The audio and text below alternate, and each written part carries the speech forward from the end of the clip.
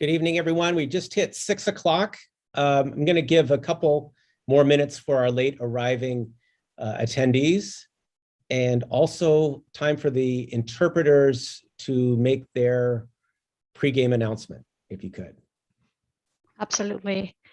Buenas tardes, mi nombre es Mónica y junto a mi colega Desmond seremos los intérpretes asignados para este foro. Se utilizará la función de interpretación de Zoom para soporte en inglés y español. Todos los participantes de esta llamada deben seleccionar su idioma de preferencia haciendo clic en el idioma correspondiente cuando el anfitrión active la función de interpretación. Dicha función se encuentra en el panel de herramientas en el icono del globo terráqueo. El modo de interpretación para esta reunión será el simultáneo. Gracias por su atención y colaboración. Good evening, my name is Monica and my colleague's name is Desmond. We will be the interpreters for this meeting.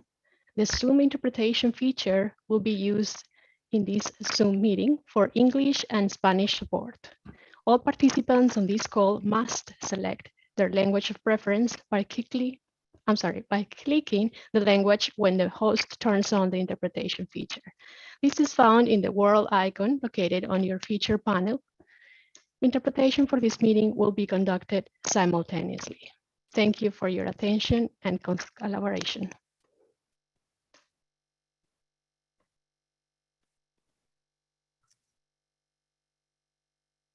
Okay, why don't we get started? I want to welcome you and thank you for attending our community forum this evening. We're very excited to be here as we make final preparations for the 2021-22 school year.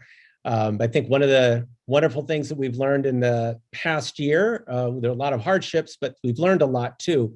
And one of the things we learned is forums like this can be very effective opportunities to communicate with the community and to hear from the community, and provides a great deal of accessibility. So we're excited about that. Before we get started, I want to introduce the team that we have here. Monica and Desmond are our interpreters, and we're very grateful to have them here. We feel like they're part of the family now. They've been along with us all through last year and moving into the future as well. So Aaliyah Wilson, you can see her on the screen. She is our communications coordinator. Thank you, Aaliyah. And Jeremy Nishihara is our assistant superintendent of human resources and information systems. Dr. Tasha Dean is our assistant superintendent of student services and special education.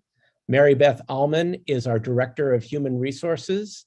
Mala Ahuja is our assistant superintendent of educational services.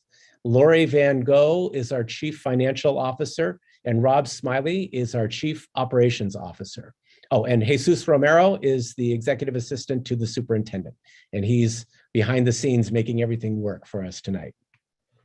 Another thing that I would say before we go to the slideshow is that this is exactly the same presentation that we'll be providing to the Board of Education on Thursday. We don't intend to have anything additional, and the advantage to this meeting, however, while there is opportunity for the public to make comments on Thursday in the Board of Education meeting, in this meeting, it's meant to be more of an opportunity to ask questions and for us to answer them, so you can have an opportunity to have answers from staff. So this is a good meeting to attend for that reason. We're also recording this meeting, so it'll be available on our website and our YouTube channel. With that, let's go ahead and start the PowerPoint presentation.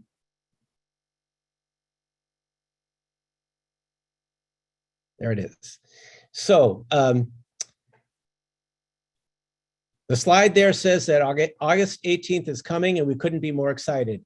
If you remember last spring, pretty early in the spring, we put down a marker and said on August 18th, we are absolutely coming back for full in-person instruction 5 days a week. When people ask me, whether it's in the school district or just in the community or in my personal life, when school start, I've never been more sure of a date I was gonna say in my professional career, but even back when I was a student. August 18th is the day we're coming back, and we're very excited. We're excited to see our kids, of course. It's been exciting these past really kind of week and a half to see staff starting to come back. Our teachers have been attending professional development this week, all in preparation for a safe return to for your students to school. And I think I should really emphasize now that, and this is borne out by all of the data that we have and the professional opinions that we've seen, is that really the safest place for kids to be when August 18th comes around is to be in school, on campus, under the careful implementation of all of the safety measures that we're putting into effect. And by safest, we consider the whole child, the social emotional needs of children, the physical needs, of course, concern for the virus, and thinking long-term on the long-term impacts of kids. So we're really confident that the safest place for kids to be is in-person instruction on our campuses. This year, we will have 2 options for families. We have the full in-person instruction with all of the safety implementation that we'll be discussing tonight. And we also have an independent study option that we will discuss tonight. So really the 2 main parts after I stop talking and give kind of a general overview, my team will talk about the safety implementation that will be the safety layers really, and how we're going to implement them this year. And then more detailed questions or a description of our independent study program and how it differs and is the same to last year's independent study program. And then we hope to hit the right balance of providing you information so that we then have opportunity for you to ask us questions and to make comments afterwards. So our goal is always to get done in an hour. If we go a little later, that's okay. We want to answer as many questions as we can. So if we can go to the next slide. So this is a quote from the California Department of Public Health as recently as last week. I want to say it was, and I'll just read it to you. The surest path to a safe and full in-person instruction is a strong emphasis on the following: vaccination for all eligible individuals to decrease COVID-19 transmission rates. And so I'll pause right there and I'll say, we strongly recommend that everyone in our community be vaccinated who is eligible. And by eligible, I'm basing that on age and on, of course, what your physician says. So we're fortunate to live in a region in our county. I was trying to check the vaccination rate. We're up over 85% of eligible individuals, so that's 12 and above, in our county, up over 85% vaccinated, at least begun the vaccination. That is one of the highest rates of any region in the world. So that is our primary defense against this virus. We have been working closely with the county of Santa Clara, the public health department. We have throughout the summer have been periodically offering vaccination events just to get them as close to families and our kids as we can. We will have vaccination events on this week on the 11th and on the 12th. On the 11th, it's at Lakewood School. On the 12th at Bishop School. I believe those are from 9 to 3. And all you need to do is show up. So we strongly encourage you, if you've not yet been vaccinated, if anyone in your family has not yet been vaccinated who's over the age of 12, and certainly our students age 12 and above, to participate in that. We actually had another event over the weekend at Columbia Neighborhood Center, and 20 new members of our community were vaccinated at that event. So that's exciting. That's our number one layer of safety. Okay, so universal masking in schools. Actually, as you know, in the state of California, everywhere indoors now, we're all required to wear masks, unless you're like me and the door's shut, and that's why I don't have my mask on and I'm clearly indoors right now. So that is absolutely going to be a requirement in our schools. That allows us to do school more normally. And we'll talk a little bit about our summer school experience, where we had our largest summer school ever, and it was a very normal experience. Kids wore masks. and allowed us to do full in-person learning without chairs in rows, like education was maybe when I went in school. Like we know that collaboration and all that is important. The universal masking in schools, the California Department of Public Health tells us, allows us to have full in-person learning. We will have more targeted quarantine practices that will allow kids to stay in school and teachers to stay in school and staff to stay in school. And we'll have more details on that coming up. And I imagine there'll be some questions about that. And then also an access to a robust COVID-19 testing program will be an additional safety layer. And we're proud to announce that we'll be implementing that as well. Mr. Nishihara will talk about that as soon as I'm done talking. So if you can go to the next slide. So overall, apart from safety and all of our concerns about that, our focus this year is a concept called restorative restart. And we talked about this beginning last spring. You may have read it in some of our weekly newsletters and heard about it in some of our other presentations. This is a concept that has been signed on to, is actually a research center at Stanford called PACE is the ones that they were the ones behind this, and it's been signed on to by every major education advocacy group in the state. Starts with relationships, which, as I always say, is a very Sunnyvale type of concept to start with. Building and nurturing relationships, so important as always, but especially this year as people come back together, parents come back together, teachers come back together, reestablishing those relationships and ways of working together. And most importantly, as our kids come back together. Some kids have probably been socializing a significant amount, depending on their family relationships with neighbors, but others have been more closed in and haven't been. So that's going to be really important aspect of our restorative restart. We're going to address, as we always do in Sunnyvale, but paying particular attention to whole child needs. And as you can see on the slide, that refers to social, emotional, mental health, language, academic needs, the whole child, to be sure that we're addressing kids' needs. And teachers are going to be asked, particularly during the first 6 weeks, but then going on throughout the school year, to really pay close attention to that, to what do kids need, and not assuming that we know based on the last year's experience, but really tailoring our supports and interactions with kids around whole child needs. We're going to be strengthening staffing and partnerships, leaning on our partnerships with the community, which are wonderful. We certainly saw that in this past year with organizations like the Sunnyvale Community Services and the Second Harvest Food Bank providing foods to families. But also, what this really means is we're really staffing up this year. So we've increased, for example, the number of social workers in our schools. We are increased the number of teachers. In fact, every school has additional FTE, additional teachers to provide intervention support for students. We've increased the number of psychologists we have. We increased paraeducator support to provide individualized support for students, and we could go on and on. So as you can hear from my examples, this isn't focused just on academics. It's also on the social emotional aspects of education and of our goals as a district as well. Under the fourth one, making teaching and learning relevant and rigorous. If you dive into that, we realize that equity, racial, cultural, and linguistically relevant is really what that's focused on.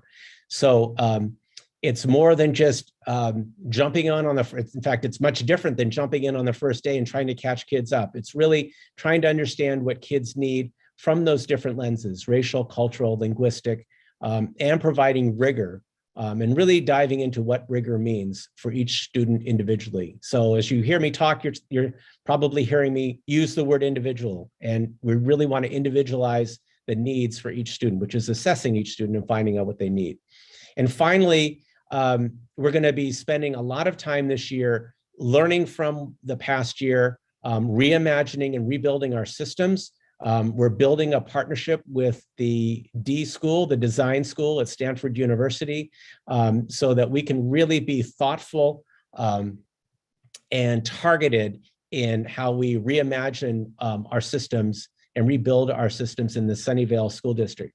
The two words that I've used have been innovative and action. So we want to be an innovative school district, and we want to be committed to action. And we want to do it thoughtfully and with a plan. So that's our overall plan for the school year. Again, focusing particularly on the first 6 weeks, and then moving forward throughout the school year. So if we can go to the next slide.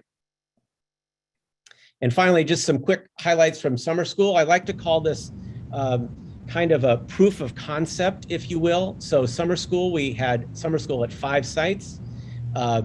We provided extended day at all of our elementary sites. So kids went to, I think it was 5 o'clock. We employed all of our safety protocols. We introduced something called passion projects, which heightened student and staff engagement.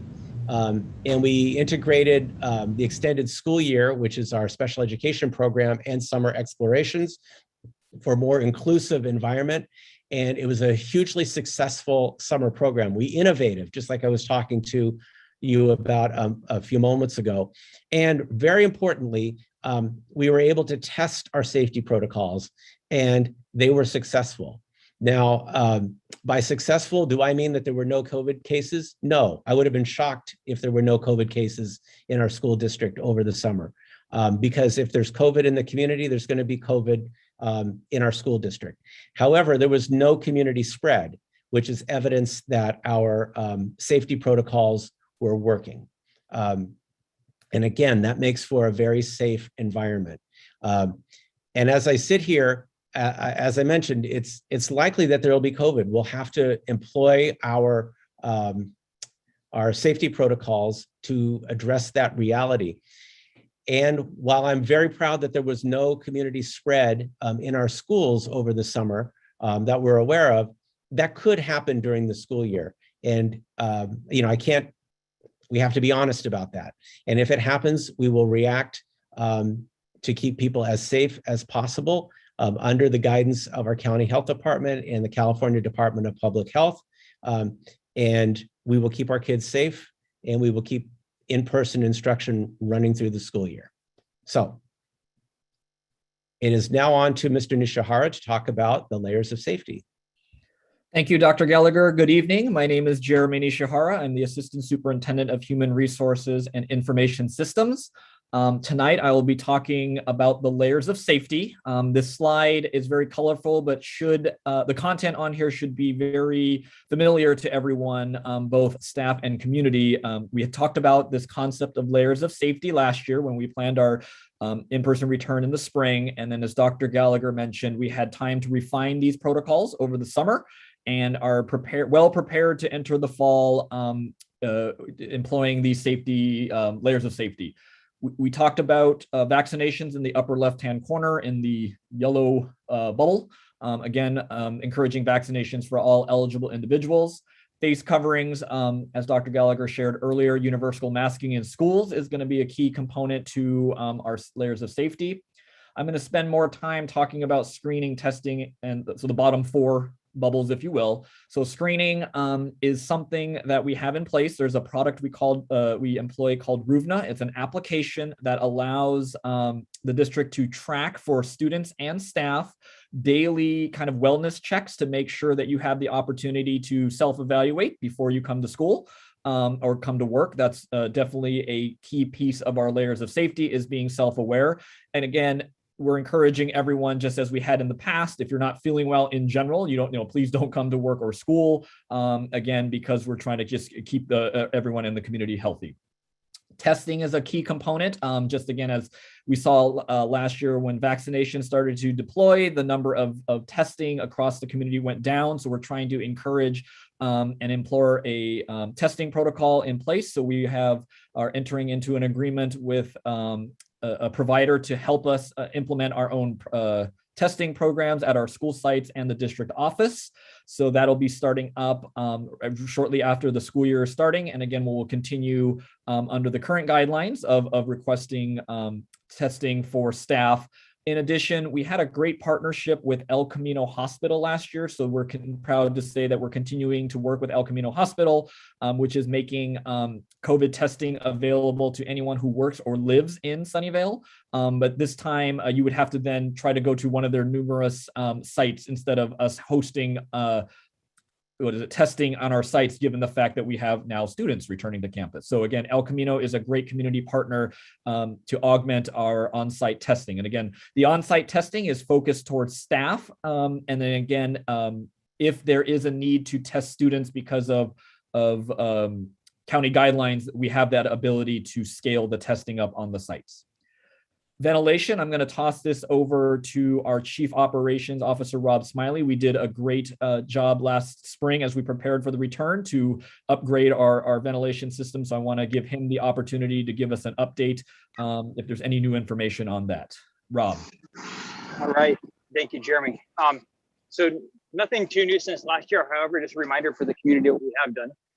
All of our buildings throughout the district have been either built or modernized between the late 50s and current. So with that, we have a variety of HVAC systems throughout the district, and that has really allowed us to, and also required us to investigate different filtration methodologies that we can use. So we have a standard of all of our forced air HVAC systems throughout the district having a air filter which is rated at a MERV 13 or better. And if we're unable to install a MERV 13 or better air filter in that particular system, we've deployed a HEPA rated air scrubber for the room that is of sufficient size for that space.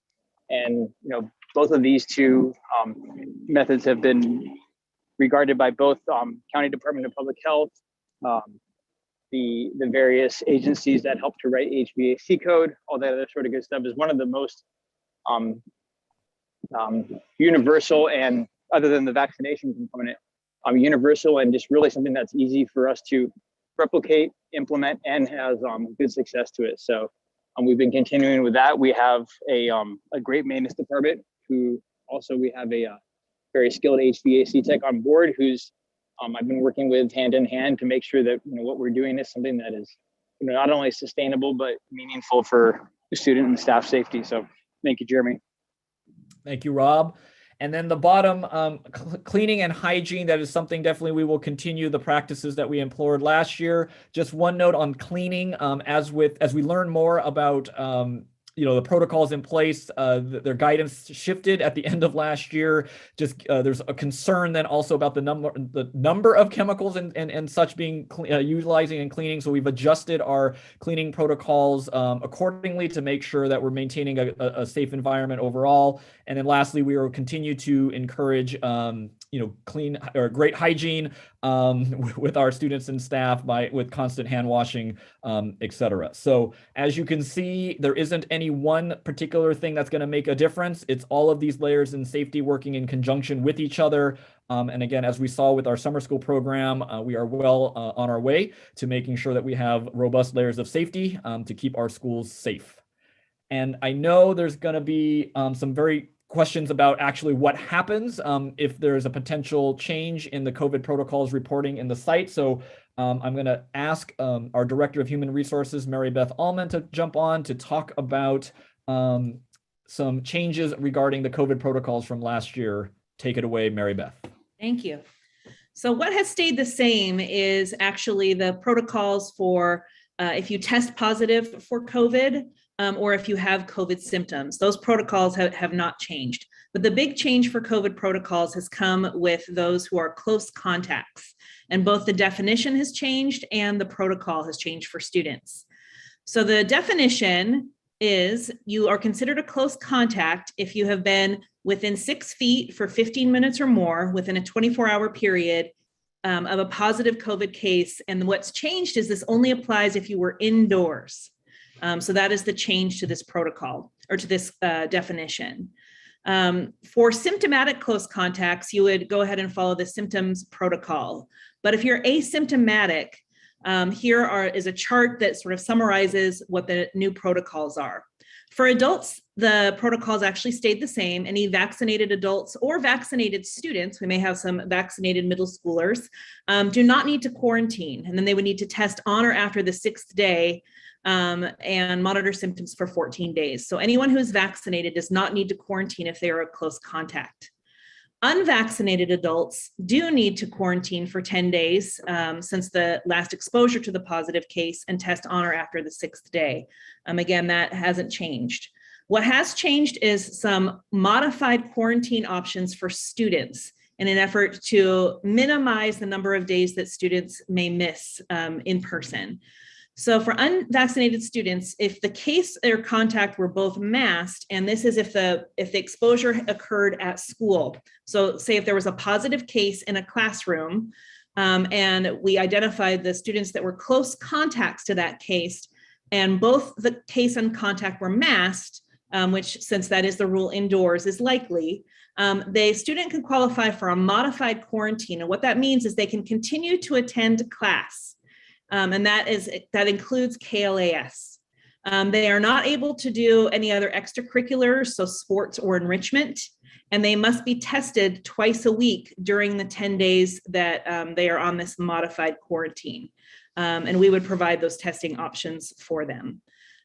If we have unvaccinated students where either the case or the contact or both were unmasked, they qualify for modified quarantine number 2, which is basically they do quarantine immediately, but if they test on or after the 5th day and the test comes back negative and they have no symptoms, they can return on the 7th day. So that cuts their quarantine a little shorter than the regular 10 days. So this is very complicated, but the chart is here for reference, and we would guide parents and students through this if they fell into this category. Thank you, Mary Beth. And we are pushing out information to the school sites who will then be also communicating directly with their staffs and parents as well. So this isn't the only time you're going to see this type of information. So be assured that we'll continue to update this information. In addition, we are many of us attend weekly meetings, either from the Santa Clara County Public Health or Emergency Operations Center. So we are definitely staying on top of any changes and will adjust our protocols accordingly.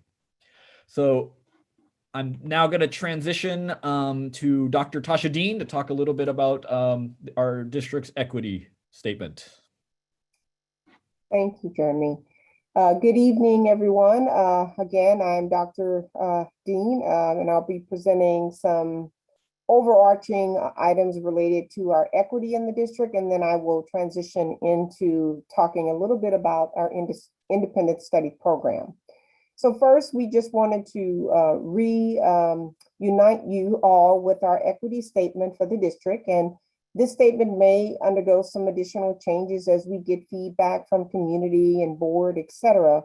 But this is what is guiding our practices. So I won't go into much detail, but we wanted to familiarize everyone again with the statement and our focus, as it aligns also with many of the statements that Dr. Gallagher shared earlier in our kind of reimagining and recovering phases of our work this year. Next slide, please. In addition to the work with equity, we also just wanted to share some overarching focus areas that we'll have as a school district this school year. We will be focusing very heavily on social, emotional, cultural learning opportunities for staff, students, and families. And so stay on the lookout for more information as it relates to these particular items. In addition, you'll see their trauma-informed and equity strategies. These will be things that we will be working on and seeking feedback on, what we offer, professional development, et cetera. So just want you to be aware of that.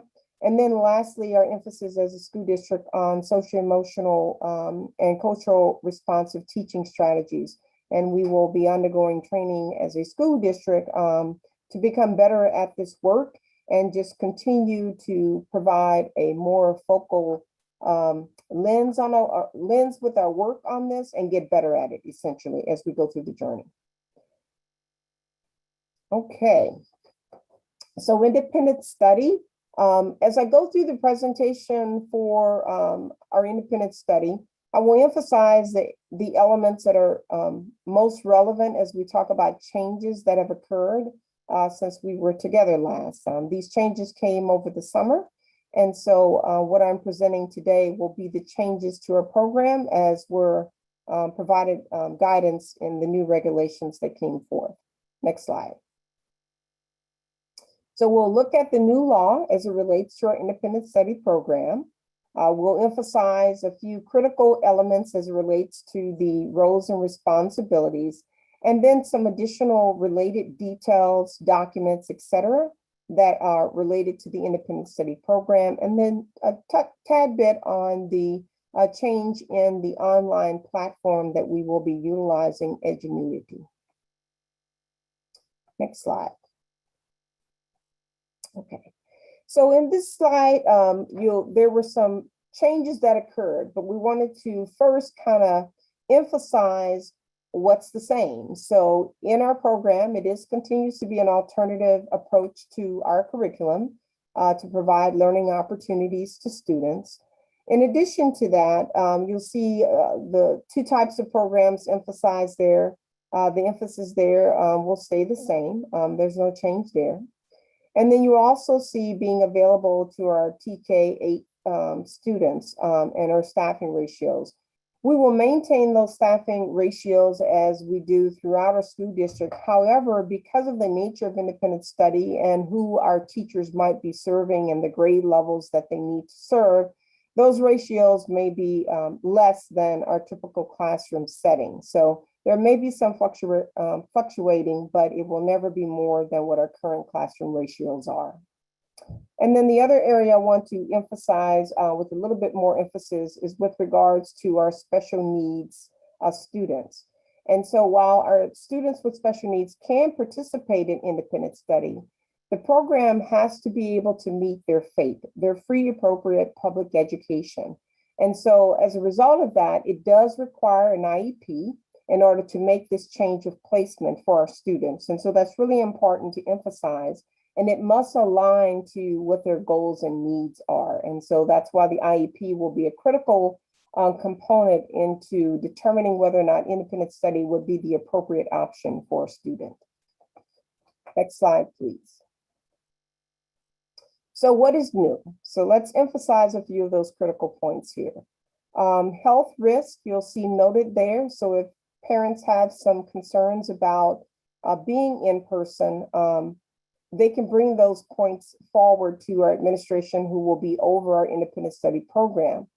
In addition to the parents' input, we'll also be seeking if there's some medical considerations tied to that decision. And so as a result of that, we might also be requesting documentation to help guide us into that decision-making for students. The other requirements have to do with live interaction as well as synchronous instruction. And I'll talk a little bit more about those later when I define what those two terms actually mean.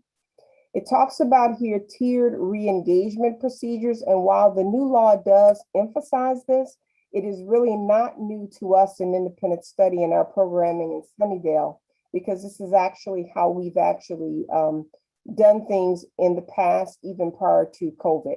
And that's just ensuring that students are benefiting from the instruction and learning. And then the last area there talks about no later than 5 days. So if there is a desire for a student to transition back to in-person after they've been in independent study, within 5 days, we will have a student transition into one of our school settings. That school setting may or may not be the home school because it will depend upon the availability of placement being available at a child's home school, but they will be able to be integrated into our school classrooms. The next area back slide, please.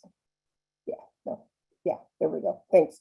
And then also the documentation being required for the participation.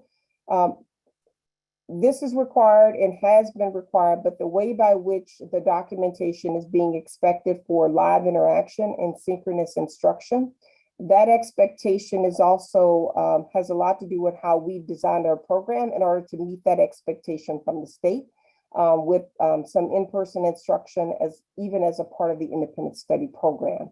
And so we'll talk a little bit more about that as well. So just wanted to emphasize that change there. Okay, key definitions. We can move on to the next slide. You can move on, Jeremy. Yeah, okay, perfect. That last slide was basically just re-emphasizing the things that I just talked about. So in the essence of time to emphasize here, and if someone wants to go back to that slide, we can definitely do that. The key definitions here are live interaction. Basically, as you can see stated here, you know, this could also include a wellness check. This could include a home visit. This could also include how progress monitoring is taking place. And so this can be in person or it can be in the form of internet communication. However, at Sunnyvale, we have decided for that to be in person unless there is some exception that we need to consider, because we feel that will allow for the socio-emotional and whole child elements that many of our families who were a part of independent study last year expressed, but also just in all the documentation we have about being sure that we're able to serve the whole child needs. And this change in our programming will allow us to be able to do that more effectively. And so we'll deal with that case by case if there's exceptions, but as a rule, that will take place in person. And then the synchronous instruction is kind of classroom style instruction, or it could be small group. It could also be one-on-one. And so how that actually will take place will be determined by classroom teachers. The teachers will be also like case managers for students and determining who the students are and what those needs are. So that could be all the three options listed there, but it will depend upon the student's needs. Next slide. Roles and responsibilities for the most part have stayed the same for the independent study program. Few areas I want to emphasize is that all of the students must attend their scheduled meetings. So scheduled meetings are those in person we talked about. That may be their one-on-one meeting with their teacher. It might be the synchronous small group instruction. That is critical time and actually will impact attendance and also grading for students. So that time is really critical. So I wanted to emphasize that element for students.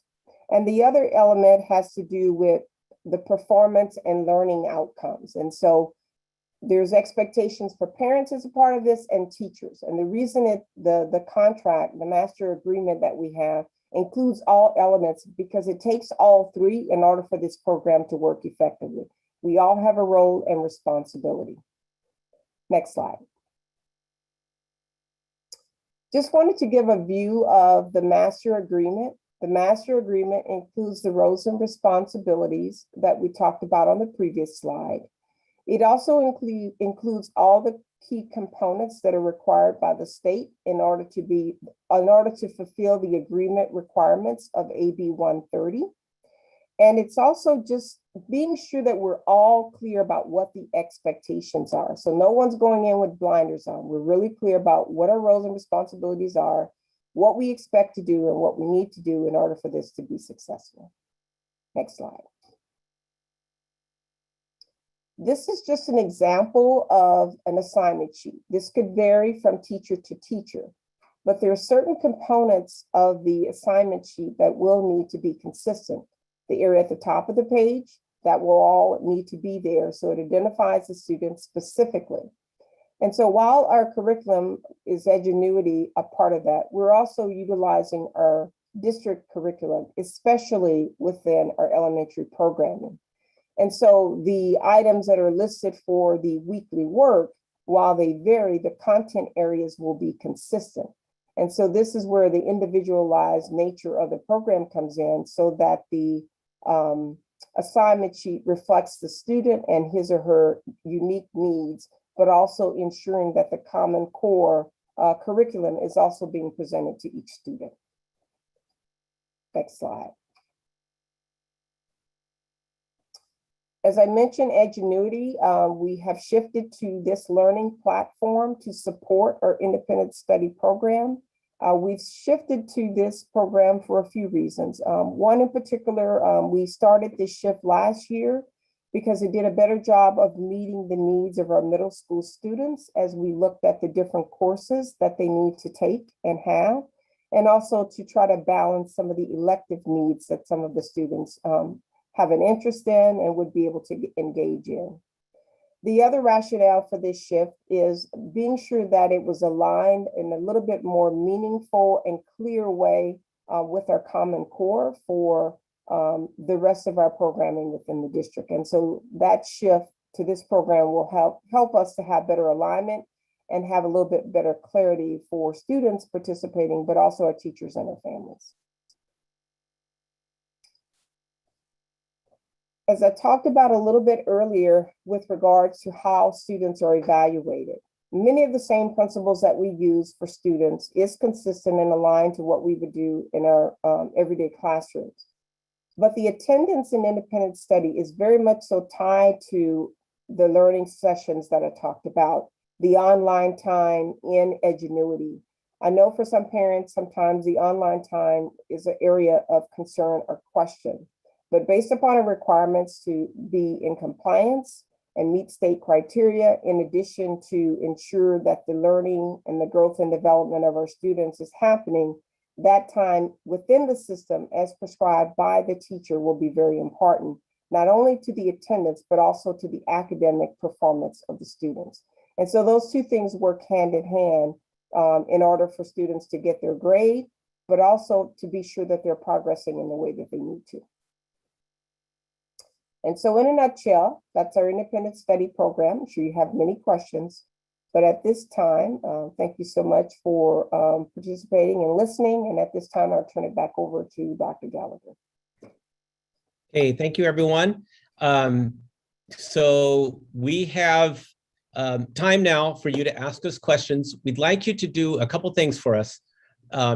First of all, if you could limit the time you use to ask your question to about 2 minutes, and we'll actually try to keep time for you on that. That way we can get to more questions.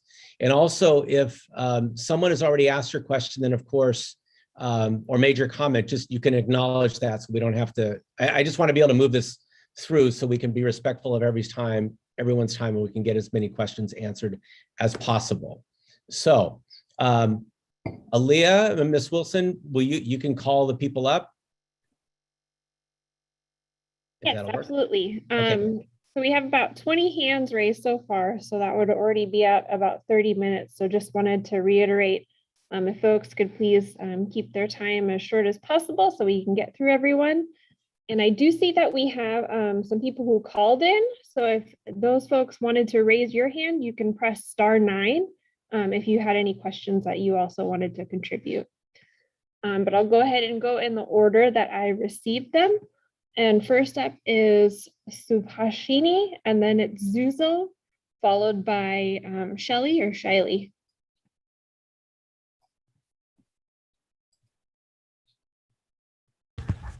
Hi there. I have the question like, do students need to carry their laptop every day to the school? Mr. Nishihara. That would depend on the school site, but I think for now we are planning for in-person instruction at the site. So I think for the most part, it'll be site-based unless you hear from your individual school with their instructional technology program. Thank you very much. Next up is Zuzo, then Shiley, followed by Suresh. Hi, I have 3 related questions. One is, where is lunch gonna happen? Because that has to do with when students will be en masse around others, and that matters for the modified quarantine. And the other one is, if a student is on modified quarantine, I have heard about the extracurricular and so forth, but what happens with after school? Say they are in the after school that is there on site, the Catalyst Center, for example. What happens? Can they go to that after school?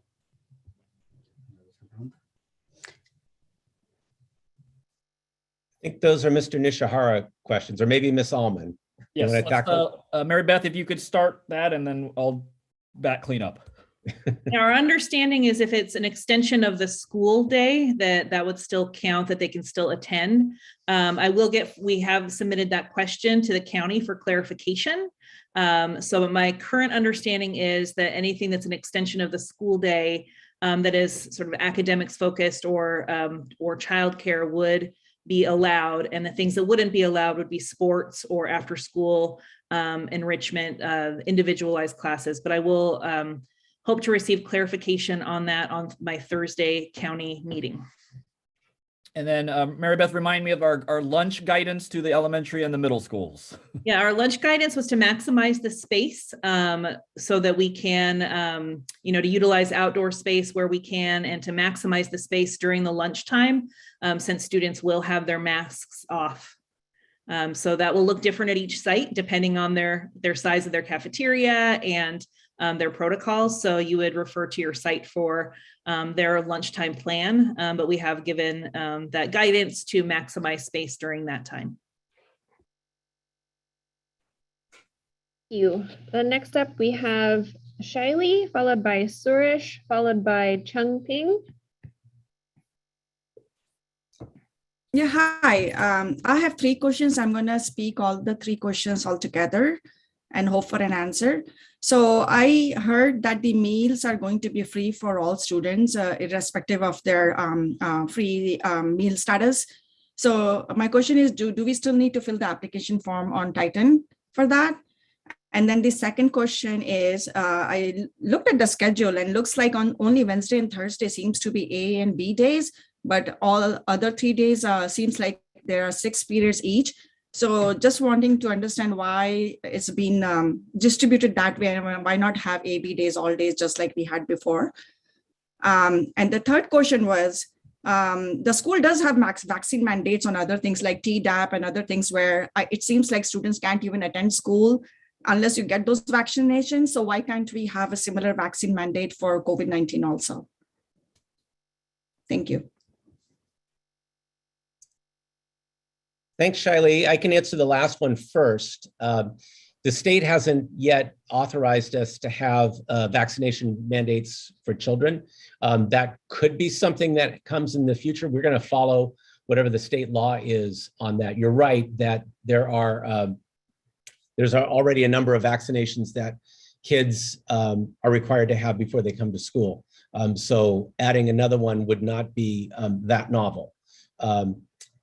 I'm going to jump to the first question second around applications for free and reduced lunch. So it's true and it's exciting that all students will be able to receive free lunch. That's a state program this year that could be ongoing well into the future. So that's very exciting, and we want everyone to participate in that who would like to. It doesn't actually, the district gets reimbursed for that, so there's no cost to the district. In fact, the more people who participate, the better. With that said, we still do need you to complete the applications for different reasons, because your application for free and reduced lunch qualifies the school district for different pots of money or for different revenue. And it also qualifies families for different assistance as well, outside of just a free lunch program. So yes, we will be making a large push to encourage all families to complete the free and reduced lunch applications if they believe they're even close to being qualified, so we can assess that. And I forget what the second question was. To do with the schedules? The schedules. Yes, Ms. Sahuja, can you talk a little bit about middle school schedules?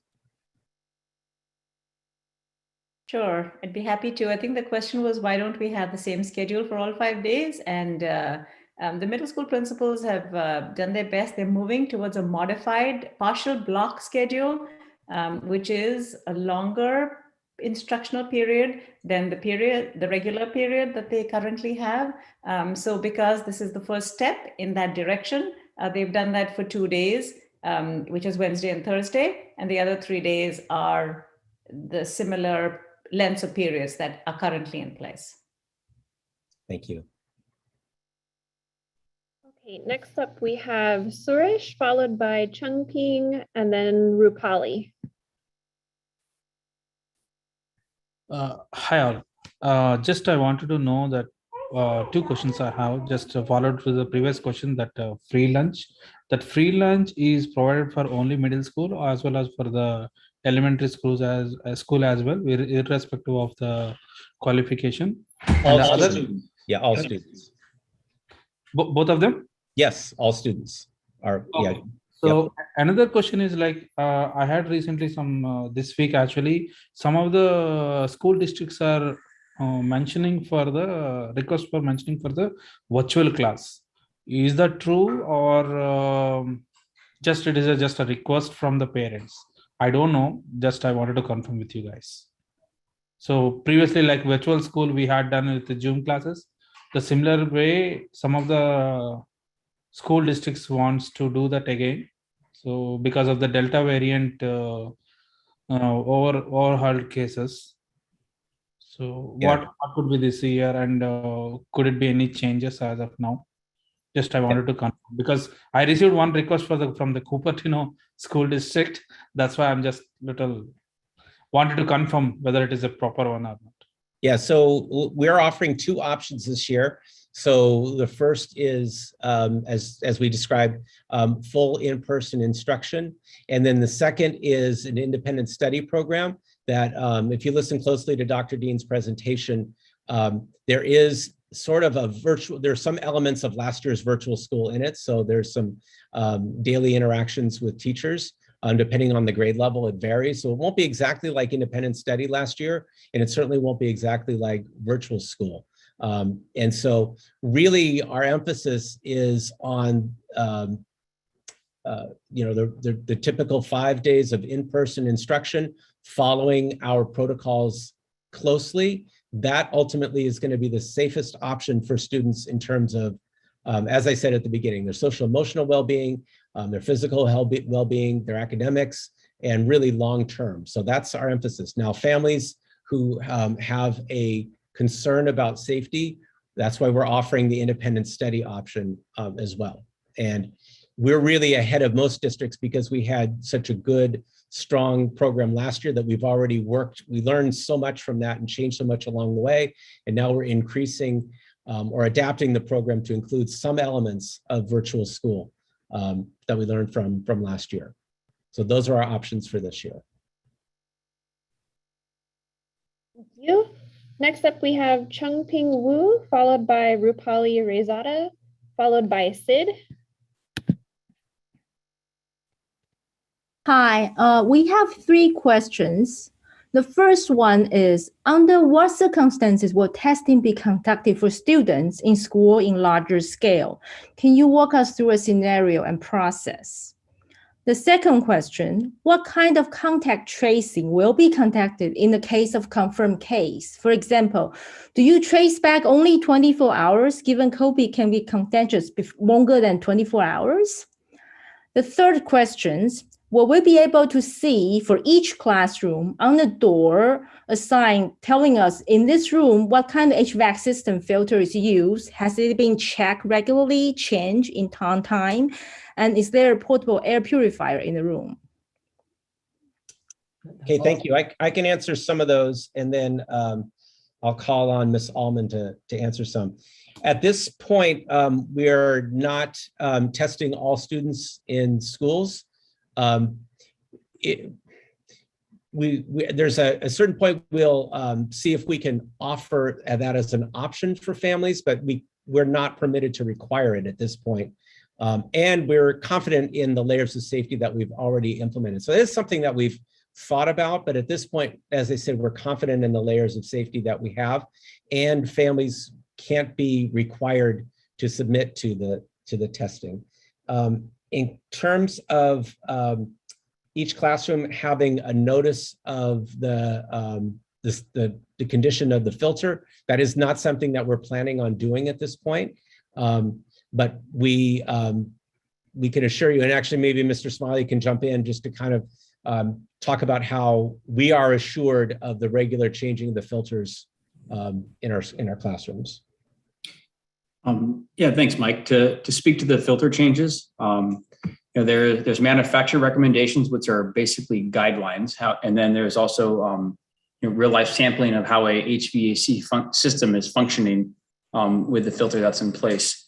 So while we always kind of think about the fact that, hey, if our filter is getting dirty, it's time to change it. And one of the most critical reasons why it's actually recommended to be changed at the intervals it is because that when a filter becomes too dirty, it actually places more stress on the system, rather than, I think, what a lot of us, and I'm not suggesting that the person who asked the question believes this, but that what a lot of people believe is that the filter is no longer functioning as well as it may to filter the air. In fact, at that point, it's actually filtering at a higher rate because the filter has become more resistant to air flowing through it because of the buildup of dust. So, we work on the manufacturer recommendations. We work on testing the specific gravity of the unit as well to see if the filters function as well as it could.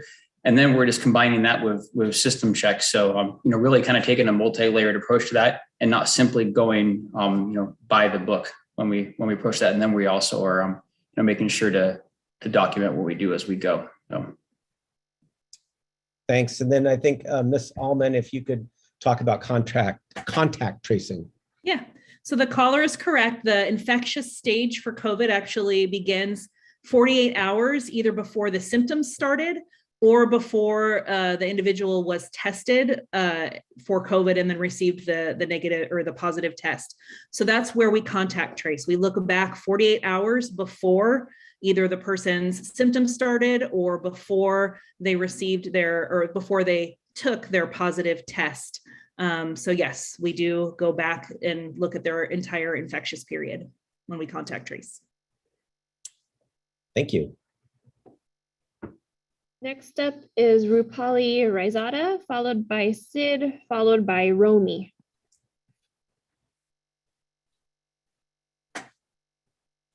Hey, can you hear me? Yes. All right. First of all, thanks to you guys for making all the efforts to make the school district safe for the kids. I had two questions. The first question is, if we decide to go for independent study and after some time our kid gets the vaccination, do we have an option of coming back to school as a regular student? That's part one. And part two is, does the school know what percentage of the kids, and this is specifically for middle school, have the vaccination in a class? And can they tell us that just the percentage of the students that have the vaccination? Thank you. Thank you.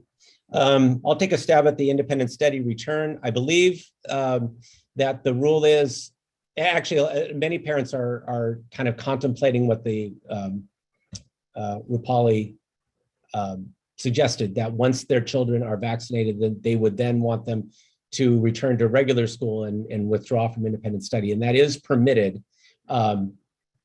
So what we would encourage families to do would be to do that at a logical break in the time. So depending on, well, would be middle school. So perhaps at the trimester. So that's what we would recommend, but the families actually do have the option to return. I think it's within 5 days. Is that right, Dr. Dean? That is correct.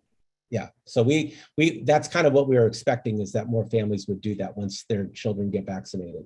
And then the second question was? The middle school vaccination, the student rate. We do not have that information. I think we tend to rely on the county vaccination data for the time being. And as Dr. Gallagher stated, like, we're one of the higher, and I'm not sure if the age breakdown on that part, but that's what we're relying on at this time because we have not collected that information. Okay, next up we have Sid, followed by Romy, followed by Deepali Suri. Hello, can you guys hear me? Yes. Hi. So my question is around the independent study to begin with. So for kids who are entering, say, kindergarten, do we have to get all the vaccinations prior to join the independent study, or is it something like we can kind of do it at a later stage when we are coming for in-person school? Like if there are any remaining vaccinations that need to be completed. That's my first question. Yeah, I could jump in. So we do not, I think all existing state requirements for registration are enforced. Even this was in place last year, as hard to believe the state requirement for all of the vaccinations, even at middle school for Tdap and those types of things were enforced. I think they were trying to make sure they were ready for an returning in person. So we are holding to all of those registration guidelines. Okay, so this holds good for both independent or in person. It's the same That is correct. requirement you're saying. Okay, and my second question is in the independent study program, you mentioned that there is like a small group interaction that's going to be happening. So what is the student to teacher ratio that's going to be in the small group? Is it again, is it in person or is it online? The small group will vary depending on each of the classrooms and also the teacher, what he or she wants to be teaching. So that interaction could be one-on-one, it could be small group, it could be, it'll vary. So the size of the group could be as many as the teacher feels is safe and appropriate for the learning. So there's not a specific number on that group. As small as one-to-one. So it can and will vary based upon students' need and safety levels. Up we have Romy, followed by Dipali Suri, followed by Mike Simanko. Hi, thank you for taking my questions. I have 3 questions in regards to the independent study. My first question is, if we filled out the survey at the beginning of summer, are we considered kind of on the list or enrolled in independent study? And if not, how do we begin that process? And will there be a wait list? Because I know last year it was kind of, you're still trying to figure out how that would work. So we got put on the wait list and eventually got onto independent study. But I was wondering if this year, there would be enough teachers.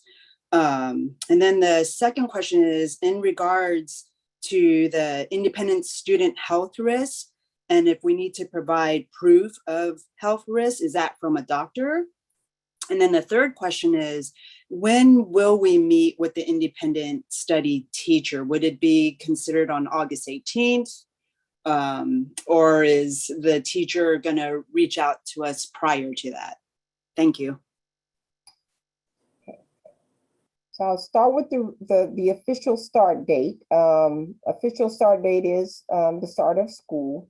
The school teams are deciding, so you may and probably will hear prior to the 18th, because a part of the process would be providing details and also to ensure and work to get master contracts in place and agreements sooner than later. I think that was question 3 there.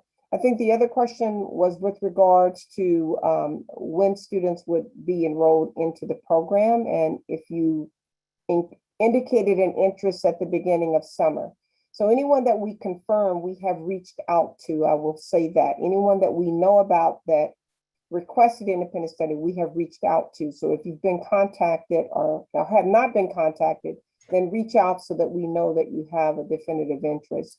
And for families who might be now considering this as an option, we are really strongly asking that they make that final commitment by August the 12th at the very latest, so that we have an opportunity to secure and have teachers in place to start the school year. Depending on if we get a certain influx, that may delay some of the movement from in-person to independent study, but that's when we're trying to have a definitive number of those interested so we can plan accordingly.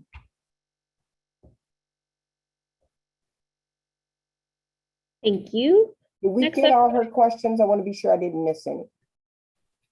Oh, I know. The third one's a wait list.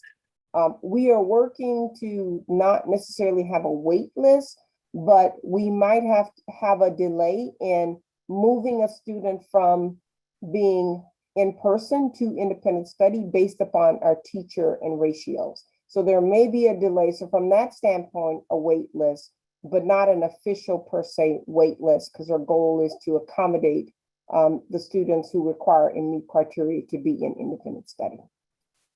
And Tasha, I think there was one more part about a risk assessment. I was unclear if that had to do with our registration requirement for TB or if there was something else to that effect. But I guess maybe the parent could reach out to us directly with that other question. I'm sorry, I didn't quite track that question. So I think it was something to the effect of, do they have to demonstrate a particular risk as to why they need to be in an independent study? And I think that's what the question was. And the answer to that is no. There should be, the parents should be aware of some sort of risks that they have, but we're not going to be checking that or confirming that.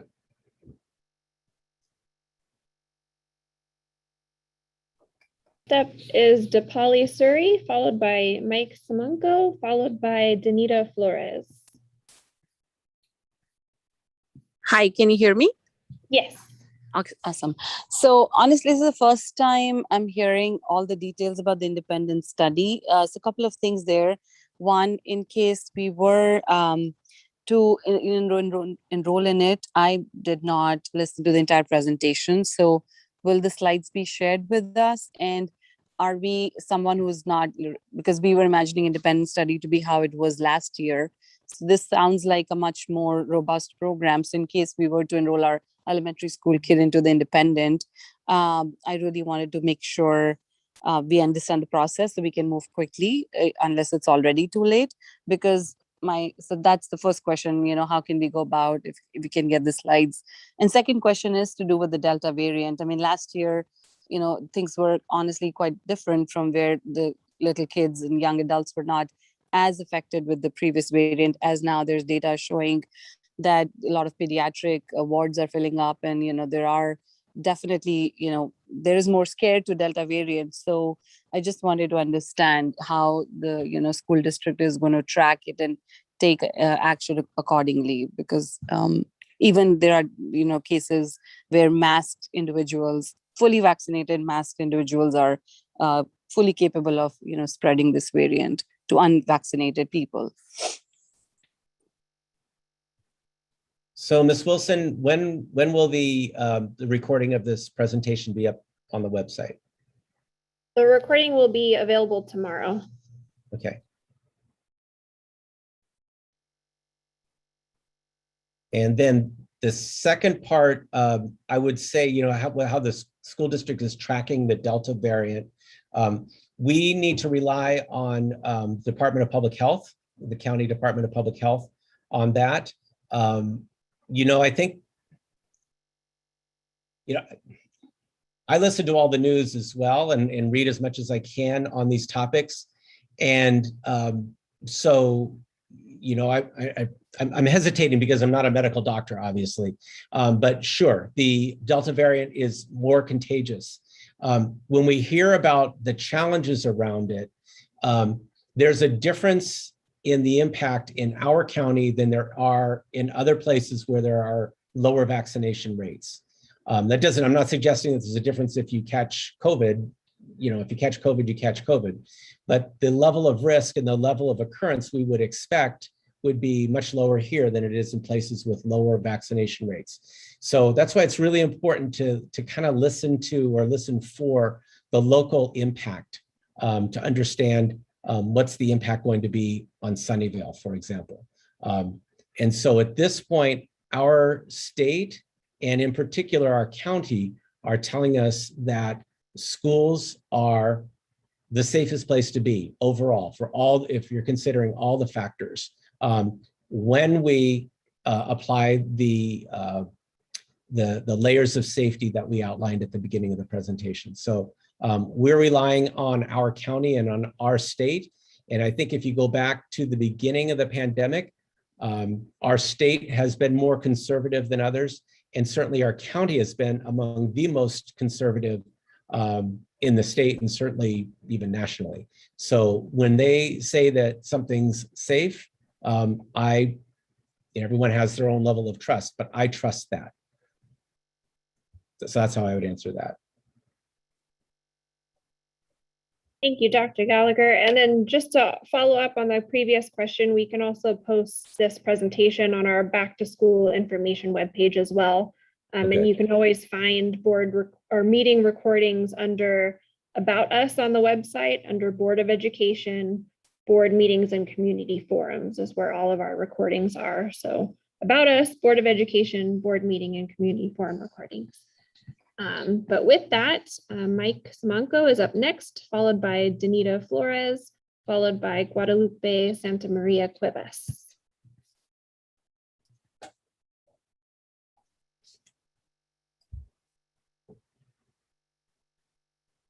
And Mike, if you can go ahead and unmute yourself. Hi, can you hear me? Yes. Okay. So I have an unvaccinated child just because she is under 12. And one of my concerns is that you guys seem to be opening up the school in a really sort of blasé fashion when this Delta variant is causing a lot of problems with kids. Case numbers in Florida and Louisiana are at a record high. In California, they're higher than they have been in any time except for that last wave that we had. And this disease seems to be affecting kids more and is filling up pediatric wards in the states that do have the lower vaccination rates. I mean, virtual instruction wasn't optimal, but it worked. It kept my kids safe and it helped stop the spread of the virus. There's been some news that even people who are vaccinated can still spread the Delta variant. So I just don't understand why homeschool-based virtual instruction or hybrid instruction isn't on the menu for this year. And that's my question. Okay, thank you. So I guess I would just sort of reiterate and restate what we said previously about our belief in the layers of safety. Again, we're relying on the public health officials primarily locally. So I meet with the County Department of Public Health and the Emergency Operations Center. Last school year, it was weekly. Over the summer, it was kind of bi-weekly, and we're starting to go back into a weekly cadence where they are examining just the examples and the concerns that the last person described. I would say, you know, there's a characterization of our approach as blasé. I hope that we're not coming across that way, and I apologize if we are. But really, we're trying to take this as seriously and implement as many safety measures as we realistically can to provide for a safe, effective instructional program for kids in the coming school year. So that's really the approach and the attitude that we're having on this, informed by our local health officials and the local conditions here in Sunnyvale and Santa Clara County. Thank you, Dr. Gallagher. Next up, we have Danita Flores, followed by Guadalupe Santa Maria Cuevas, followed by Rebecca Lecky. Hi there, thank you. I do have 3 questions. The first one is, are the classes going to be at full capacity, and how are they handling them being 6 feet apart? The second question is, how is PE being handled, and also buses, transportation for special needs? How is that being addressed as well?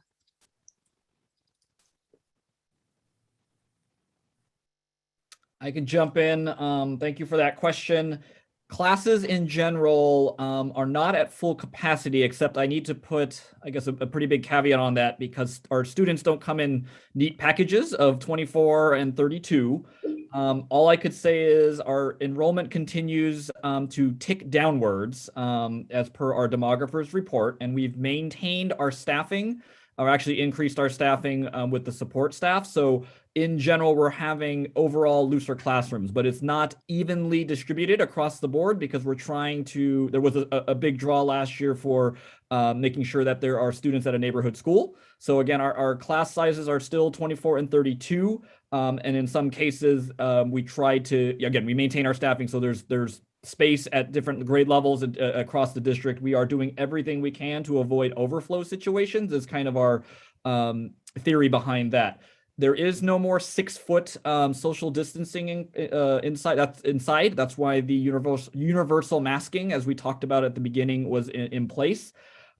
Regarding PE, PE outdoors, both for elementary and middle, is kind of the plan. I'm going to ask Mary Beth if there's any other guidance we want to provide the public that we know right now about those outdoor activities. And then the last question was the transportation piece. So I maybe want to throw that over to Mr. Smiley. But Mary Beth, if you can touch on our PE plans for outdoor activities. Yeah, so we've encouraged our PE teachers to ensure that if they can use outdoor space for activities, and if they have to be indoor, that then students are spaced appropriately. If they are indoor, and of course masked indoors.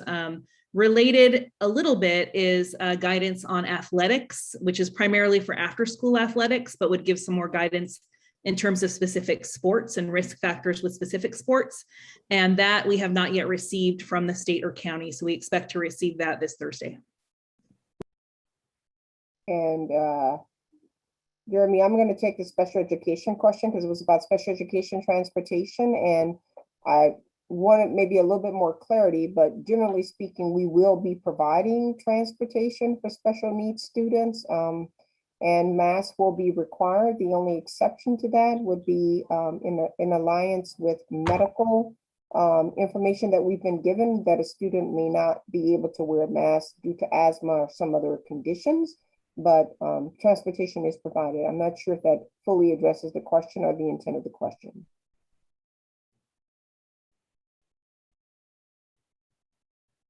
Next up, we have Guadalupe Santa Maria Cuevas, followed by Rebecca Lucky, and then Charles.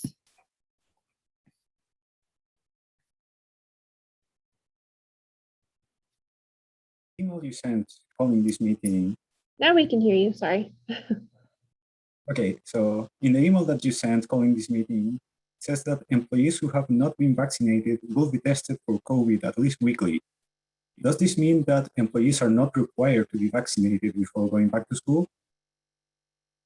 Correct. Thank you. Thank you for the question. It's really this, we're really applying the same set of rules as other school districts.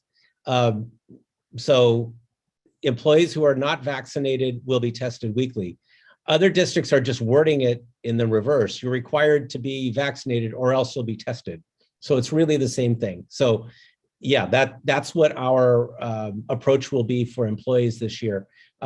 When we did a survey last spring of our employees to find out, what percentage were vaccinated, of the respondents, we had like well over 95% were vaccinated. And we're going to do another survey again, beginning at the end of this week. So we're really in line with other public agencies in our approach on this. Next up is Rebecca Lucky, followed by Charles, and then Eric Kroc.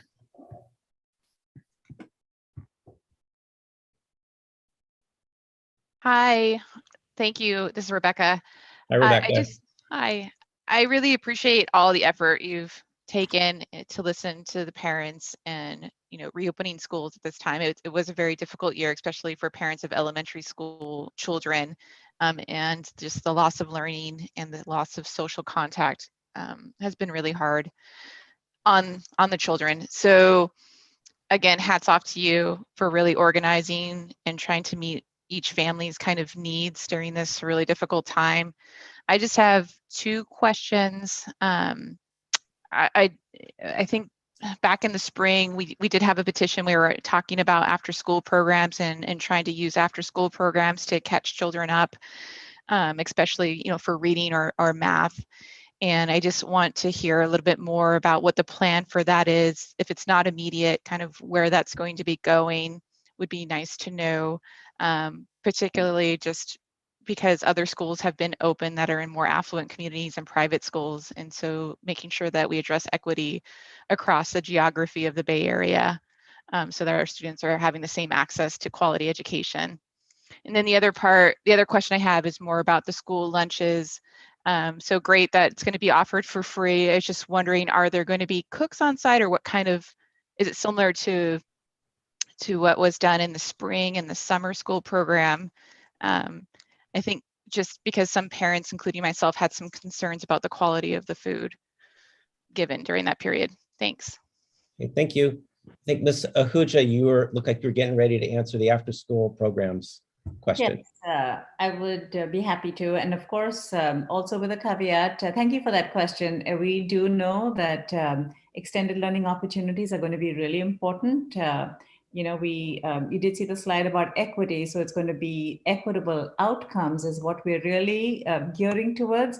And the first thing we're going to be doing once our students come back is really engaging what the needs are and setting processes and supports in place based on identified student needs. We already have, as Dr. Gallagher mentioned earlier, hired an extra teacher at every one of the elementary schools, and at the middle schools, there is a math and illiteracy teacher who have some release periods to work on student support, to double dose the instruction that they need, whether it's in literacy or math or both. And then looking at what's the most feasible option for either before or after school intervention and tutorial support is what the principals are gearing up towards based on the needs that we identify once we have the students in our classrooms and conduct the assessments. And then the school lunches. So Rebecca, I can tell you that the school lunches will resemble the lunches that we had before the pandemic, because we're going to be a more typical kitchen program. So it'll be the same as, hopefully we're always trying to improve, but it'll be similar to what we had before March of 2020. We'll be back into a regular cycle with our food services. So we are at about 7:20, and we want to be mindful of time. And so I think we're going to aim to finish maybe about 15, 20 more minutes at the most, and then take other questions offline. So if you're not, if your question's already been asked, go ahead and lower your hand. But we're going to try to move through these quickly so we can answer as many as we can, so we can be respectful of the audience. So. Thank you very much. So next up is Eric Kroc, and then Navita, followed by Balakumar. Yes, thank you. So the measures you put in place for COVID-19 prevention were very good as we understood the science through June, and you had good results with summer school. But the situation has changed. Delta variant is far more contagious, with a record and growing number of children currently hospitalized nationwide. Also, new CDC and Mayo Clinic studies came out in July showing that adding portable HEPA air cleaners can reduce the amount of COVID-19 aerosols in the classroom to 3 times lower levels, according to the CDC, or 5 times lower levels, according to Mayo Clinic, than is achieved by HVAC HEPA filtration alone, such as Sunnyvale School District has already put in place. And thank you for doing what you've done already. Since the threat has increased and the science has advanced, would you please use COVID-19 relief funds to be proactive rather than reactive and strengthen our protection against Delta variant now by deploying portable HEPA air cleaners to classrooms? Or if for whatever reason the district isn't willing to choose to do that at this time, will you inform parents of the HEPA air cleaner models you consider acceptable for classroom use so that we may donate them to classrooms in the district? Thanks, Eric. We appreciate the work that you've done researching this issue and working with our staff and our team on this. So portable HEPA or HEPA air filters is something that we have considered. That we do have COVID relief money to provide devices like that. We're still doing research on them to make sure that they have qualities that will cause them to be used. If we're to use them, like what we don't want to do is invest a bunch of money, any amount, small or large, into something that is not going to be used in classrooms and won't provide the value for the money. So we are investigating that. And I don't know if Mr. Smiley, you wanted to add anything to that? Let me go back. Sorry. Lost my buttons on the bottom of the page here. I couldn't remember my video. Okay. But yeah, thank you, Dr. Gallagher. You know, as you mentioned, yes, we've actually purchased multiple models, and I think one of the things that is most important to think about is the ability to still teach in a room as well. So we're reviewing units for both their ability to be a durable and viable unit, as well as the noise output that would come out of each of those units. So we've been doing some independent studies and tests to, you know, either affirm or not affirm what websites are saying, because, you know, when you're looking at something as broad of a scale as a school district, you know, we can't take the marketing that is listed on websites directly. So, you know, that is something we're working on. And with that, I would just reiterate what I've said several times already, was we do feel confident with the layers of safety that we are implementing, and that they're consistent already or exceed what is being called for by the CDPH, the California Department of Public Health. And our ventilation systems will, as just that one portion of the layer of safety, will already accomplish that. What the HEPA air filters might help us with, and again, they have to be again, noise, as Mr. Smiley was pointing out, is a concern. What they might help us with additionally is when we get into situations where there's smoky air. That might be something where they're of even more value than with the COVID situation. You look like you're about to say something, Mr. Smiley. I am, and I think it's important to mention, just so that, you know, the public doesn't think that, you know, what we've implemented as far as safety measures are the only measures that we've reviewed. So I just want to, you know, as an example, at the beginning of the pandemic, there was a high interest that was built from some marketing for ozone type devices, which were inserted in the middle of HVAC systems, and they were allegedly supposed to be killing the virus in the ductwork. And there were some districts that actually went ahead and implemented those while we were in the evaluation process and, you know, doing our own independent research on them. And it turned out that districts that did implement those, and I'm not suggesting that the HEPA or HEPA air filters are in the same category, but it turned out that the districts that did implement those ended up removing them from the systems. So I just want to make sure the public understands that what we have implemented from the safety perspective, as far as some of the layers of safety, are not the only things that we've researched. You know, we've researched a much more broad range of items and want to make sure that what we do put in is going to be as effective as possible. Thank you. Next up, we have Navitha, followed by Bala Kumar, followed by Jesse Johnson. Hello, good evening. I just have one question. So in case of any domestic travel planned during any long weekends, is there any restriction for the kids to enter, come back to the school after the weekend? Domestic plan meaning like traveling outside California, flight travel. There isn't at this time. We're going to rely on the screeners that we have in place and the symptom screeners and all the other layers of safety. But there isn't an intention to limit access to school because of travel at this time. But thank you for the question. Next up, we have Bala Kumar, followed by Jesse Johnson, followed by Sarah.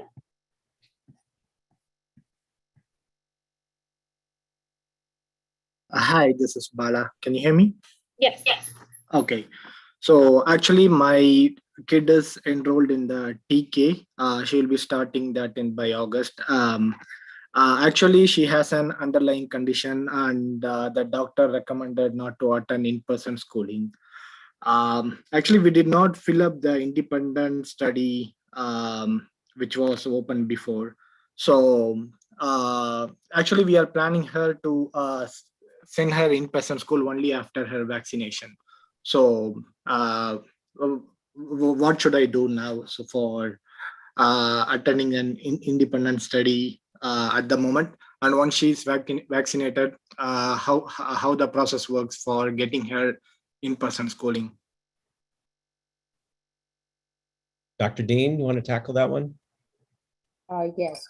For independent study, if you have an interest, we are asking that you let us know that as soon as possible, because at this time we have planned for families who've informed us so far, but we do want to accommodate additional families. And so the sooner we know that, the easier it will be for us to try to work to have teachers in place.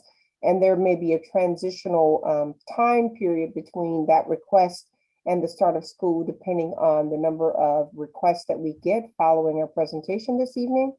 And then the other question you had was with regards to transition following vaccination. At this time, we can transition back into in-person within 5 days is the amount of time. But we are asking for it to be at a time span like we're at the trimester for grading. So that would be more ideal on the system and for the student. But as far as black and white of regulations, it would be within 5 days. Thank you. Next up is Jessie Johnson, followed by Sarah, followed by Kip.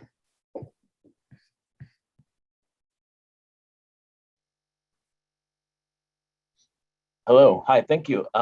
I have a quick question about the reporting process. There are COVID outbreaks at my daughter's school. So I was just wondering, like, how are you guys going to publicize or parents when there are outbreaks? And will that include information on like what grades or which classrooms there have been outbreaks so that we can, keep track of how things are going at our home school? And that's it, thank you. I can answer that. So we do notify when there is a positive case on campus, we do notify all of the close contacts that they are close contacts and then give them protocols. And then we also send out notification to all parents and students at the school. We do not say whether it's student or staff or grade level, because we are bound to maintain confidentiality. And when we start narrowing grade levels or classrooms, then that can get in the way of the confidentiality, but you will be notified for any positive case on campus.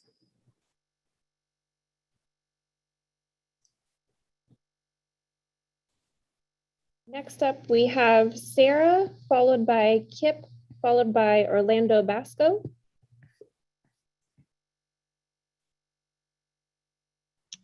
Hi, thanks for calling on me. I just have 3 points. One, the first being that, I highly encourage all the parents to partner with their pediatricians in these decision-making processes. I feel like the pediatricians have a wealth of knowledge, and many of them have their own children that they can empathize and with you and give you that support that you need. First of all, I just wanted to say that personally, I'm disappointed that our school decided to only let kinder parents walk their child to their class on the first day of school. My child never attended the campus last year, so he's very nervous as to where his classroom is. Second, I wanted to talk about the attendance policy and is there flexibility and how that is going to look.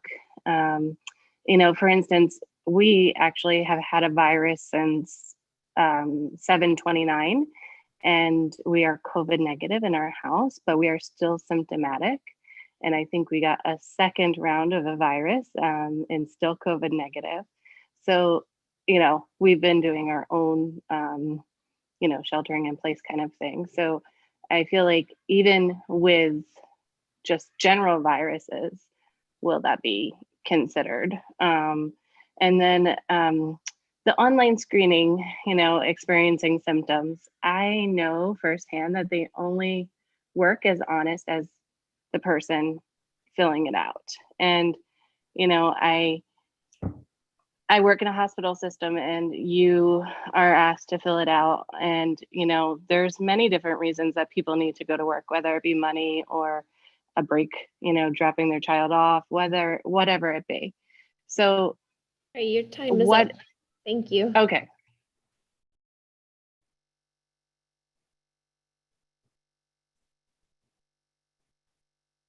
So there was a question about attendance. I don't know if Jeremy or Tasha, if that Yeah, I guess in general, just know that we're as a public school district, we're governed by Ed Code requiring school-age children to attend school. So that's kind of the overarching piece, as well as that's putting in, or as well as we're trying to enforce. But I guess the question was kind of alluding to quarantining components. And so again, if it's under the modifying quarantine or quarantining, we would follow that, and that would be considered, I guess, illness. As part of that, if there's other illnesses that are happening within the year, that would be kind of going back to normal times, if you will, that, we would require that doctor's note after 3 days and the work would be prepared. So I think I'm kind of rambling now because I just wasn't sure to try to how to answer that question, but just know that it is on our radar, trying to keep the work flowing, if that's any kind of a what is that called, relief, in the sense that, remember, the state is pushing for access to instruction this year, and so again we'll be continuing to work with that. So that's the best answer I can give on that piece. And I just want to clarify too a little bit more on the attendance. If we're not addressing your specific concern, if you can reach out to one of us or directly to your principal, because we want to be sure that we are really capturing the essence of your question, because attendance is such a critical part of the learning process and our responsibility to have students engaged in that school. So we want to be sure that if there are some exceptions that need to be noted, that we know what those are so we can accommodate and have an attendance plan for a child that may have some unique circumstances.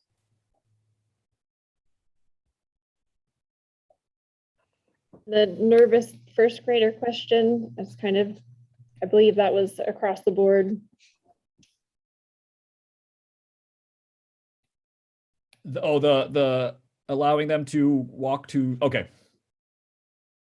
Mary Beth, you appeared. I don't know if you had a comment. I was just going to say, so in an effort to provide some sort of additional layers of safety, it was wanting to limit the sort of congestion and crowds on campuses. So we did advise for sites to have designated pickup and drop off spots, which was also the case during our summer program. So that's the reason behind sort of the limitations, is to try and minimize the number of people that we have on campus and near the classrooms, near the students. Thank you, Mary Beth. Next up is Kip, followed by Orlando Bosco.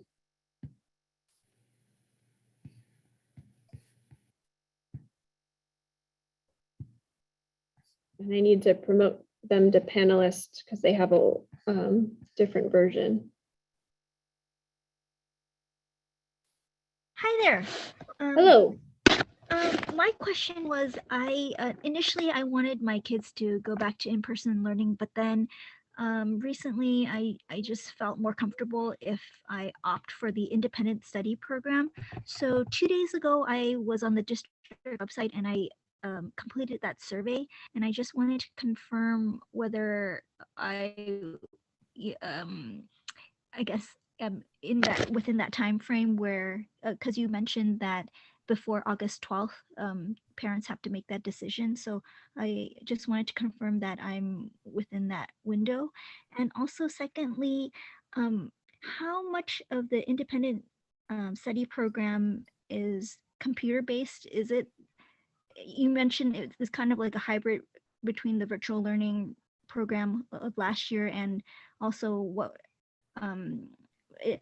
the independent study program was before the virtual learning program. Sorry if I'm because I have a incoming kindergartner and a third grade. Am I able to handle the workload as a parent to be able to make them both successful in the independent study program, I guess is my question.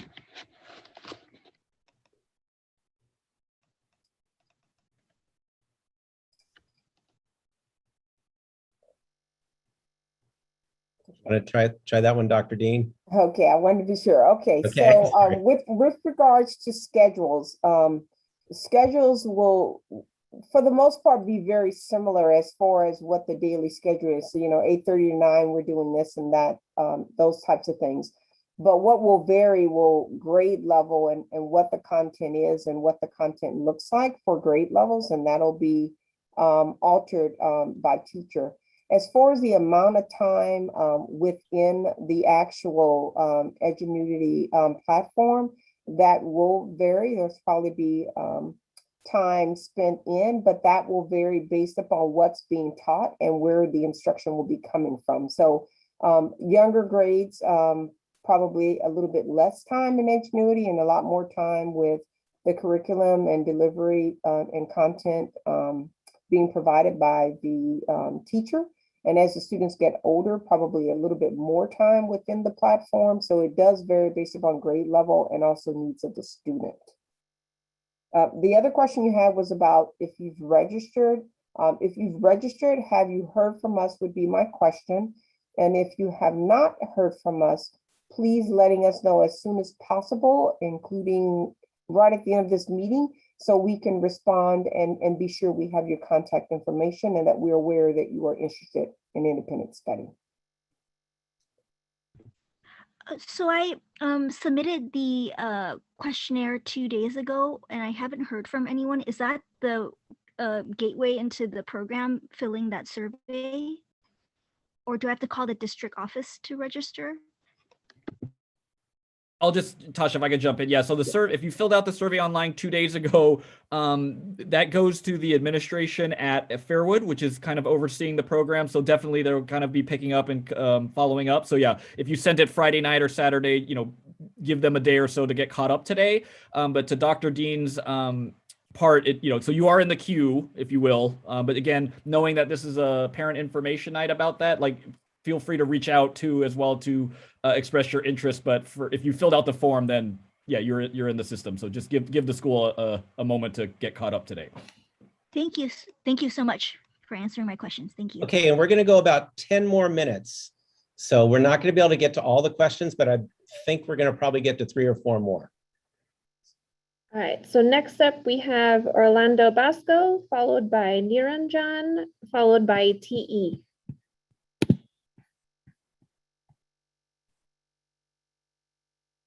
Hello, good evening. Can you hear me? Yes. My question is, would B children be screened in order to be included in independent study, or how would you identify such?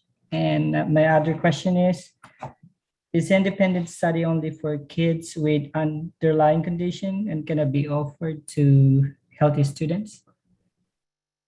Dr. Dean, that's a good question. Yeah, it is a good question, but I missed the first portion of the question. It wasn't clear. I got the underlying condition or not, but there was something before that that was not clear. Could you repeat that first? Sure.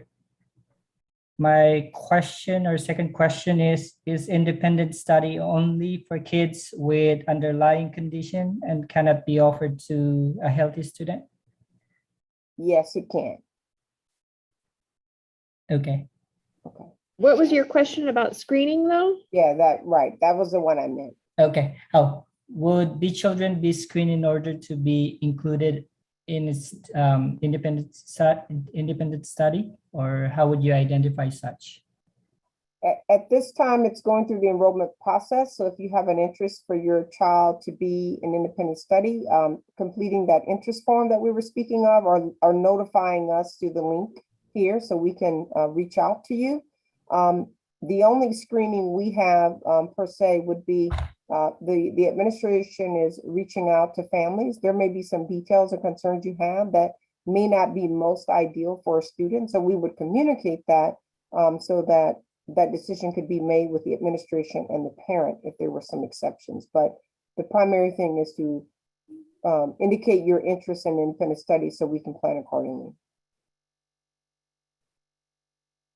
Thank you. Next up, we have Niranjan, followed by TE, followed by Sudeshna. Hi, can you guys hear me? Yes. Yes. Yeah, so I have a few questions. My first question is, you said you presented some COVID protocol to identify people who need to be quarantined, students and adults. So for students, how would you know, like, who was within close contact for 15 minutes in the last 20. I mean, it seems pretty complicated, right? Like, I'm just curious how you would, figure this out. My second question is, the adult, is vaccination mandated for school staff? And my third question is, you mentioned that there were a few cases of COVID. So I just wanted to understand, how many of them, do you have any statistics around how many of them were kids, and how bad was the outbreak, if any? And one last, you mentioned for independent study, there's a 5-day limit within which they can join back class. So is it 5 days after vaccination, or I wasn't clear about that. So yeah, thank you. I think those are good Miss Allman questions. So for the first question around contact tracing, so we've worked out for all of our indoor spaces that teachers they'll have their seating charts. They know which students are within close contact. When they're in the library, they'll have to sign in at their table, so we'll know who's in close contact in the library. Same thing for the cafeteria. So any indoor space where they may be within 6 feet, we would be able to track who they were around. If they're outdoors, they're not considered a close contact. So we don't need to contact trace any outdoor spaces, but for indoor spaces, we will be able to identify with, we've asked staff to, for indoor spaces, track the seating, put the date and time that the students were there, and save those pages, so that we do need to go back 48 hours before, during a student's contagious period, we'll know who they were around. And then was there another one around contact tracing?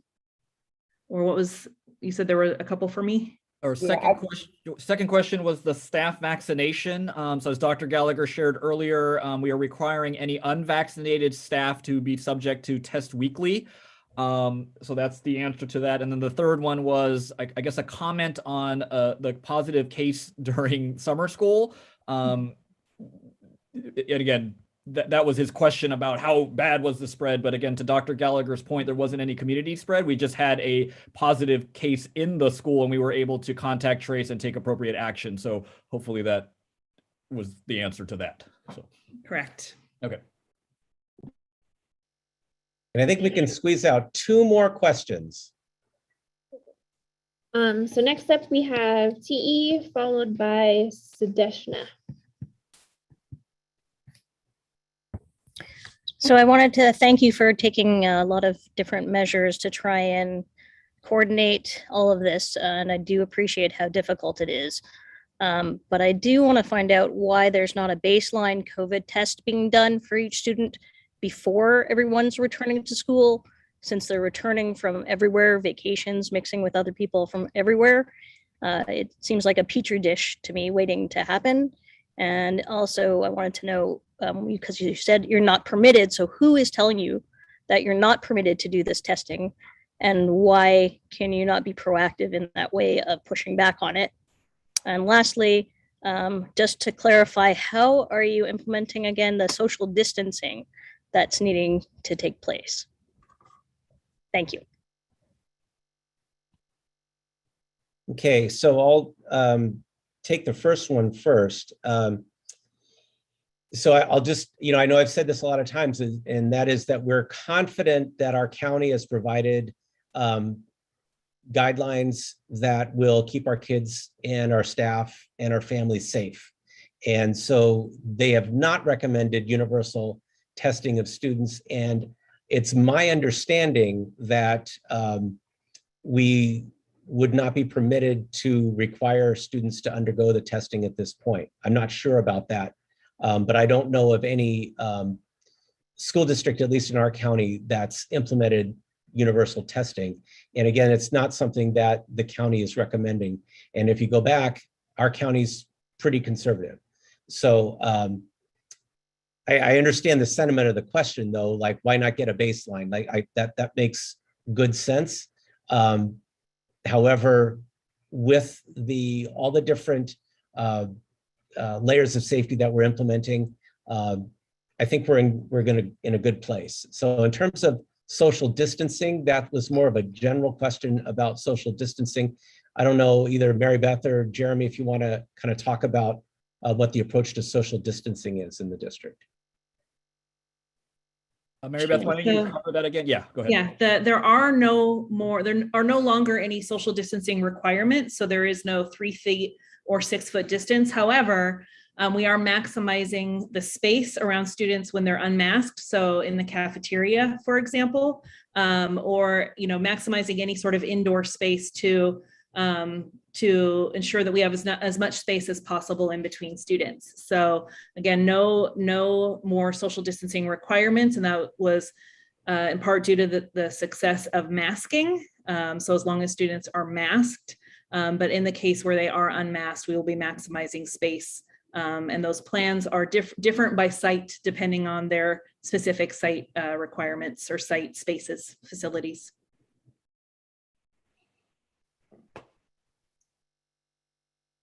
I think we're on to our last question. Sadeshna, you are up.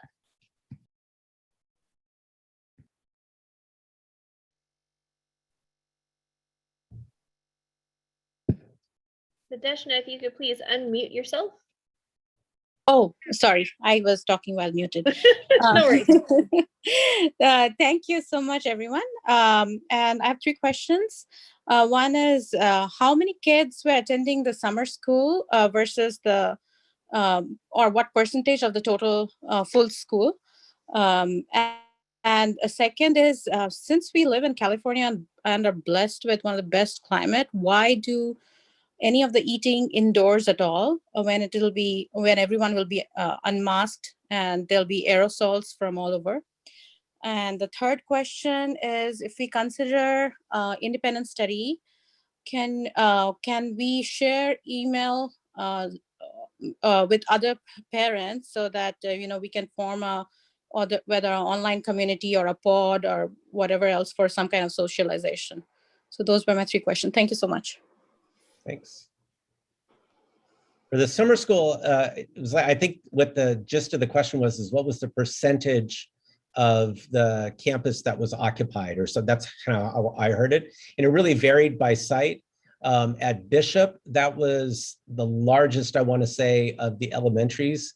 And that was right around 50% of what typical enrollment would be. So it was fairly large for summer school.